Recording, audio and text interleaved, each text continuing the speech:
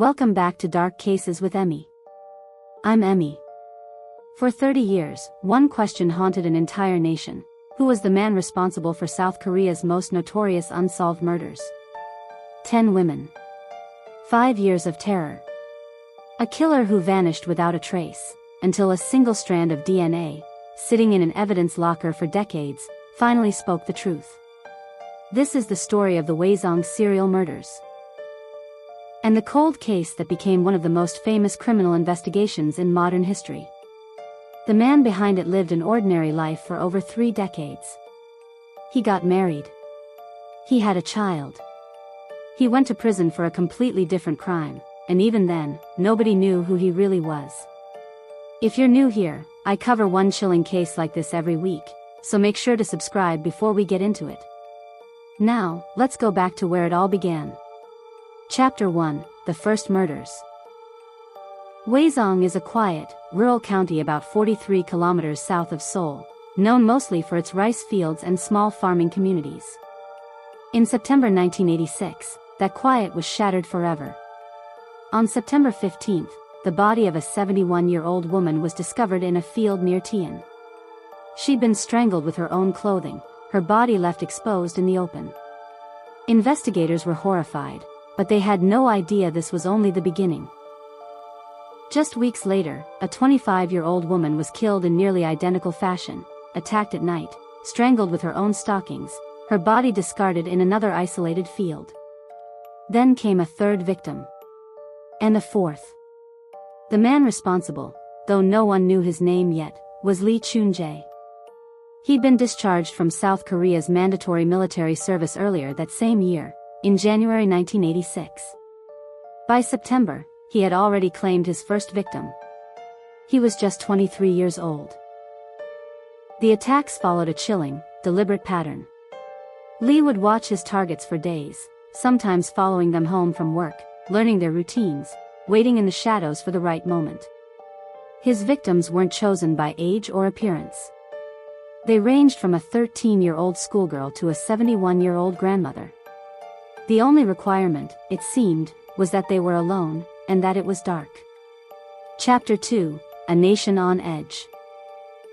As the murders continued through 1987 and 1988, panic spread across the entire region.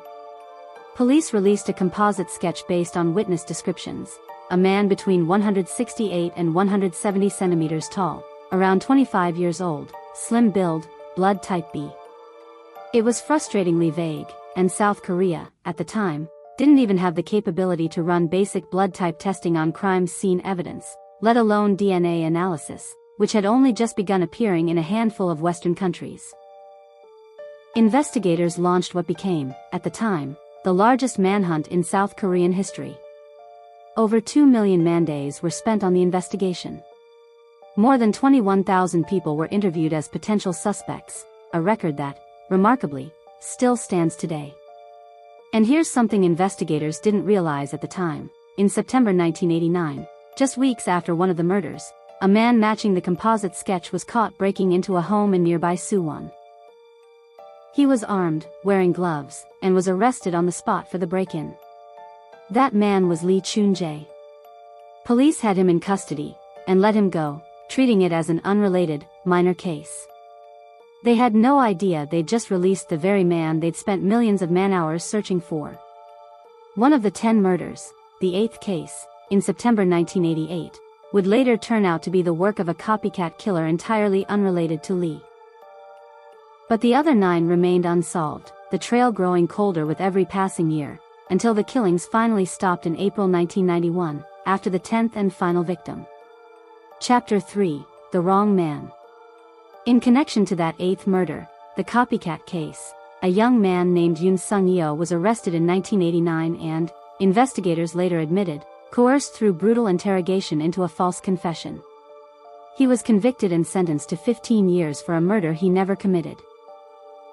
For over 2 decades, an innocent man sat behind bars while the real killer of the other 9 victims remained completely free, his identity unknown to anyone. Lee Chun-jae, meanwhile, got married in July 1991, just months after his final Hwaseong murder, and became a father. To everyone around him, he was simply an ordinary husband and parent. Then, in January 1994, after his wife left him, Lee raped and murdered his own sister-in-law. This time, he was caught, convicted, and sentenced to death, later commuted to life in prison. For the next 25 years, that single 1994 conviction was the only crime anyone knew Lee Chun-jae had ever committed. Chapter 4: The DNA Breakthrough. For 25 years, Lee Chun-jae sat in prison for the murder of his sister-in-law, while the Hwaseong case remained one of Korea's most painful, unsolved mysteries. The statute of limitations on most of the murders had already quietly expired by 2006, meaning that even if police found the killer, he could never be legally punished for it. Then, in 2019, advances in DNA technology changed everything. Investigators re-examined old evidence samples from the Hwaseong crime scenes using techniques that simply didn't exist in the 1980s. In August 2019, they got a match. DNA recovered from underwear at one of the original crime scenes linked directly to Lee Chun-jae, already a convicted murderer sitting in a cell less than 2 hours away. Investigators interrogated him more than 10 times over the following weeks. At first, Lee denied everything, calm, controlled, giving nothing away. But by late September 2019, something shifted. He began to confess, describing the murders in disturbing, specific detail. He even drew sketches by hand to illustrate exactly how he stalked, restrained, and killed each victim. Chapter 5: The Full Confession. What followed was staggering. Lee Chun-jae didn't just confess to the original 10 Hwaseong cases. He confessed to 14 murders total, including additional killings in the nearby city of Cheongju that police had never even connected to him. He also admitted to committing or attempting somewhere between 30 and 45 separate rapes across his years at large. By July 2020, after a year-long investigation cross-referencing his confessions with old evidence, police confirmed Lee Chun-jae as the true Hwaseong killer, responsible for crimes spanning from February 1986 to January 1994, nearly 8 years of violence hidden behind the face of an ordinary man. But here's the most chilling part of all. Because the statute of limitations had already expired years earlier, Lee Chun-jae could never be prosecuted for a single one of the Hwaseong murders. He had gotten away with it, legally, even after confessing to everything, in graphic detail, with his own hand. Chapter 6: Facing his victims. In November 2020, Lee Chun-jae stood in a courtroom in Suwon and, for the first time, spoke publicly about his crimes. Face to face with Yoon Sung-yeol, the man who had spent over 2 decades in prison for a murder he didn't commit. Lee offered a brief apology to Yoon, and told the court, "I didn't think the crimes would be buried forever." The case had already inspired one of South Korea's most acclaimed films, Memories of Murder, directed by Bong Joon-ho, released back in 2003, nearly 2 decades before anyone knew the killer's true face.